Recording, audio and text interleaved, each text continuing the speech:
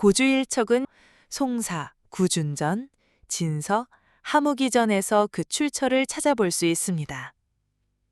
북송 진종 황제 시절 구준이라는 이름의 총명하고 유능한 재상이 있었습니다.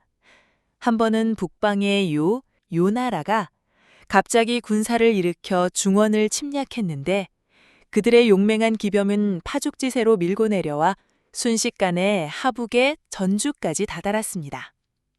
국경의 보고를 받은 송진종은 즉시 모든 문무 대신을 소집하여 대책을 논의했습니다. 재상 구준이 말했습니다. 폐하, 적군의 기세가 매우 막강하니 폐하께서 직접 전주로 가시어 전투를 독려하셔야만 장병들의 사기를 진작시키고 적병을 물리칠 수 있을 것입니다.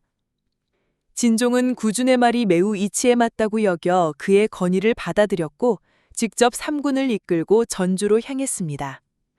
송나라 군대는 진종 황제가 직접 전투를 독려하자 사기가 하늘을 찔렀고 과연 단번에 요나라 군대를 대파했습니다. 패배한 요나라는 어쩔 수 없이 송나라의 신하를 자처하며 화친을 청했습니다. 송진종은 군대를 이끌고 수도로 개선한 후 구준을 더욱 신임하고 중용하게 되었습니다. 그러나 뜻밖에도 간신 왕힘약이 구준을 매우 질투하여 어떻게든 기회를 찾아 그를 헐뜯으려 했습니다. 한 번은 왕힘약이 진종과 돈 내기 노름을 하다가 일부러 연달아 몇 번을 져준 뒤 남은 돈 전부를 한 번에 걸었습니다. 진종이 이를 이상하게 여겨 왜 그러느냐고 묻자 왕힘약이 이렇게 말했습니다.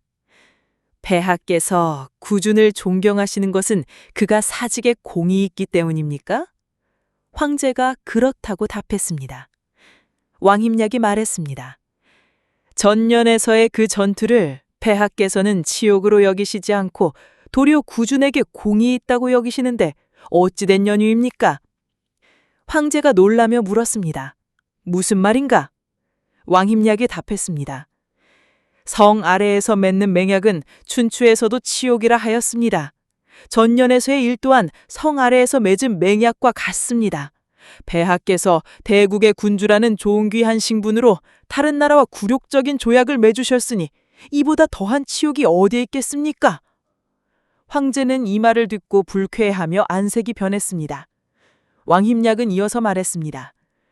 폐하, 저희가 전주에서 요나라 군대와 싸울 때 폐하께서도 고조일척을 하신 것이 아닙니까? 그때 구제상께서는 폐하의 친정을 고집했으니 이는 바로 폐하의 목심을 판돈 삼아 고조일척에 도박을 한 것과 같습니다.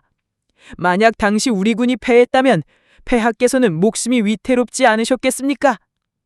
진종은 자신의 목숨이 판돈에 비유되는 것을 듣자 크게 분노하여 즉시 구준의 재상직을 파면하고 섬주의 지부프로 좌천시켰습니다. 외로울 고.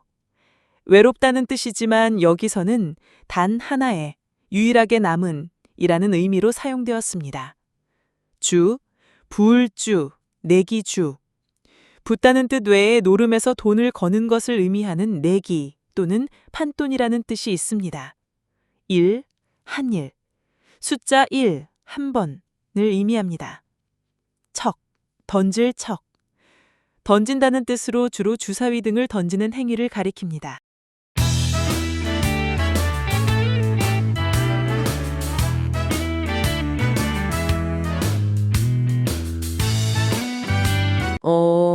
만약 모든 것을 단 한 번의 기회에 걸어야 한다면 여러분은 어떠실 것 같나요? 오늘은 바로 그런 순간, 그 절체절명의 선택을 담은 강력한 성어죠. 고주일척. 네. 저희가 이 성어 관련 자료들을 좀 깊이 봤는데요. 기원이라던가 역사적 사건들, 또 심리학적 해석 같은 거요. 그리고 이게 현대 사회에서는 또 어떻게 쓰이는지 이런 다양한 모습들을 살펴봤습니다. 네, 그렇죠. 자, 그래서 오늘 저희의 미션은요. 이 흥미로운 성어 속에 숨겨진 그 다층적인 의미, 이걸 함께 파헤쳐 보는 겁니다. 여러분이 고주일척을 좀 완전히 새로운 시각으로 보실 수 있도록 돕는 거죠. 네. 고주일척, 이게 사실은 좀 흥미로운 게 두 가지 다른 맥락에서 온 말이 합쳐진 거거든요. 두 가지나요? 네. 먼저 일척, 그러니까 한 번 던진다는 이 말은 진나라 장수 유이라는 사람의 대담함, 이걸 나타내는데요. 가진 것도 별로 없으면서 도박판에서 아주 크게 베팅하는 그런 성격, 이걸 한 번 던지는 게 100만 금이다 이렇게 평가했는데 더 재미있는 건 그 평가를 한 사람이 그의 적수였던 환현이라는 거예요. 와, 적이러. 적수가 그런 평가를 했다는 건 진짜 대단한 배짱이라는 거네요. 그만큼 위협적이었다는 뜻이기도 하고요. 그렇죠. 적마저 인정한 배포랄까요? 근데 시작부터 좀 강렬하죠. 네, 진짜 강렬하네요. 그럼 고주, 이건 뭔가요? 외로운 판돈이라 이게 약간 부정적인 느낌을 더하는 것 같은데요? 네, 맞습니다. 고주는 그 도박에서 마지막 남은 돈 전부를 거는 행위, 그걸 뜻하죠. 이게 역사적으로는 북송시대의 명재상, 구준이라는 인물과 연결되면서 의미가 좀 복잡해져요. 아, 구준. 네. 그가 거란의 침입을 막아내면서 정말 결정적인 공을 씌웠거든요. 그런데도 불구하고 그의 정적이었던 왕흠약이라는 사람이 이걸 모함한 거죠. 폐하를 마지막 판돈으로 삼아서 위험천만한 도박을 했다. 이런 식으로요. 그래서 고주라는 말에 부정적인 그림자가 드리워진 겁니다. 아, 성공을 했는데도 정치적으로는 위험한 도박꾼으로 몰렸다. 이런 얘기군요. 네, 바로 그거죠. 아, 그게 그 유명한 단연의 맹 사건이랑 관련된 거군요. 1004년에 거란이 막 수도 코앞까지 쳐들어왔을 때. 맞습니다. 그때 조정에서는 다들 남쪽으로 피난 가자 이런 의견이 막 우세했다고 하잖아요. 네, 거의 다 그랬죠. 근데 구주는 완전 반대로 황제가 직접 전선으로 나가셔야 한다. 어가 친정 이걸 주장했다면서요. 네, 그랬습니다. 와, 이건 진짜 목숨을 건 제안처럼 들리는데요. 이게 그냥 배짱이었을까요? 아니면 뭔가 다른 계산이 있었을까요? 겉보기는 정말 그래 보이죠. 하지만 자료들을 좀 자세히 보면 구준의 행동은 그냥 도박이 아니라 꽤 철저하게 계산된 위험 감수였다고 볼 수 있습니다. 계산된 위험이요. 네. 그는 황제가 직접 나타나면 그 자체로 송나라 군대의 사기가 막 엄청나게 올라갈 거라고 봤어요. 그리고 반대로 보급선이 길어진 거란군에게는 이게 엄청난 심리적 압박이 될 거라고 정확히 예측했던 거죠. 아, 심리전까지 고려했군요. 그렇죠. 실제로 황제가 나타나니까 병사들 함성이 수십 리 밖까지 퍼졌다는 기록도 있어요. 와, 대단하네요. 네. 결과적으로 그의 전략은 성공했고 덕분에 송나라는 이후 100년 동안 평화를 누릴 수 있었죠. 야, 100년 평화라니 정말 대단한 성공인데요. 근데 여기서 아까 말씀하신 그 반전이 있는 거군요. 네. 바로 그 지점입니다. 군사적으로는 성공했는데 정치적으로는 완전히 다른 평가를 받았다. 맞아요. 경쟁자 왕음약이 이 엄청난 성공을 황제를 판돈으로 삼은 위험한 도박, 고주라는 프레임으로 딱 바꿔버린 거예요. 헐. 아니 성공했는데 그렇게 말을 바꾼다고요? 네. 그러자 황제도 결국엔 그 말에 넘어가서 구준을 파면시켜버렸죠. 와. 여기서 진짜 중요한 통찰이 있는 것 같아요. 객관적인 결과도 중요하지만 그 결과가 어떻게 인식되고 또 어떻게 이야기되느냐가 때로는 더 결정적일 수도 있다는 거네요. 바로 그겁니다. 이게 참 시사하는 바가 크죠. 네. 근데 이런 극단적인 상황에서 왜 사람들은 고질적 같은 이런 고위험 선택을 하게 되는 걸까요? 그 부분에 대해서 심리학의 위험 민감성 이론이라는 게 좀 흥미로운 설명을 제공합니다. 위험 민감성 이론이요? 네. 이 이론에 따르면요.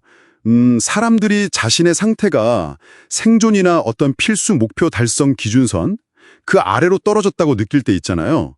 그럴 때는 성공 확률이 좀 낮더라도 그 기준선을 넘을 수 있는 유일한 기회를 제공하는 선택지가 있다면 그 고위험 선택이 주관적으로는 가장 합리적인 판단이 될 수도 있다는 겁니다. 와, 그러니까 절망적인 상황에서는 겉으로 보기엔 막 파멸적인 도박처럼 보여도 당사자한테는 그게 유일하게 합리적인 생존 전략일 수 있다 이런 건가요? 그렇죠. 그렇게 해석될 수 있는 거죠. 야, 이게 구준의 그 전략적 결단하고 또 절박한 도박꾼의 심리를 동시에 설명해주는 틀이 될 수도 있겠네요. 네, 그렇습니다. 그리고 이 오래된 성어가 오늘날에도 여전히 뭐랄까 강력한 힘을 발휘하면서 그 양면성을 계속 보여주고 있어요. 아, 현대에도요? 네, 예를 들어 2023년에 중국에서 엄청나게 흥행했던 영화 고주 일척 있잖아요. 영어 제목은 노모 배치였죠. 아, 네네, 그 영화요. 그 영화를 보면 이 성어가 현대 온라인 도박이라 사기 범죄 이런 참혹한 현실과 딱 연결됩니다. 주인공 아티엔이라는 인물이 나오는데 전 재산에 가족집까지 다 걸고 마지막 베팅을 하다가 결국 파멸하잖아요. 네, 맞아요. 정말 끔찍했죠. 이 영화가 아마 고주일척의 의미를 대중들에게 다시 한번 파멸로 이끄는 절망적인 도박, 이쪽으로 아주 강하게 각인시켰을 가능성이 높습니다. 그렇겠네요. 영화의 파급력이 크니까요. 근데 반면에 비즈니스 세계에서는 이게 또 전혀 다른 의미로 쓰이기도 한다면서요. 그 샤옹슈 사례가 좀 흥미롭던데요. 아, 네, 맞아요. 중국의 소셜 커머스 플랫폼이죠. 샤오홍슈. 이 회사가 원래 자체 쇼핑몰 사업을 했었는데 좀 부진했거든요. 그래서 그걸 과감하게 접었어요. 그리고는 좀 불확실하지만 잠재력이 있다고 본 바이어 커머스 모델. 그러니까 영향력 있는 사용자가 직접 상품을 고르고 판매를 주도하는 방식이죠. 여기에 자원을 확 집중시킨 거예요. 아, 그야말로 올인을 한 거네요. 그렇죠. 이런 결정은 전략적인 고주일척이라고 볼 수 있는 거죠. 이건 파멸적인 도박이라기보다는 생존과 미래 성장을 위한 일종의 계산된 승부수였던 겁니다. 와, 결국 진짜 같은 상어인데 상황에 따라서 계산된 용기가 되기도 하고 파멸적인 절망이 되기도 하고 정말 극과 극의 일미를 동시에 품고 있는 거네요. 네, 정확합니다. 고주일척은 바로 이 양면성, 그러니까 전략가의 지혜일 수도 있고 도박꾼의 마지막 몸부림일 수도 있는 거죠. 그 모든 걸 다 담고 있는 성어입니다. 그래서 성공하면 영웅적인 결단으로 칭송받지만 실패하면 그냥 무모한 만용으로 기록될 수도 있는 거고요. 그렇다면 이걸 듣고 계신 여러분이 만약 인생의 갈림길에서 모든 것을 걸어야 하는 그런 순간에 놓인다면 그 선택이 과연 현명한 모험일지 아니면 무모한 도박일지 그걸 어떻게 알 수 있을까요? 그 경계선이라는 게 과연 명확할까요? 글쎄요, 모든 것을 걸어야 하는 바로 그 순간 우리는 인간 본성의 어떤 면을 보게 될까요?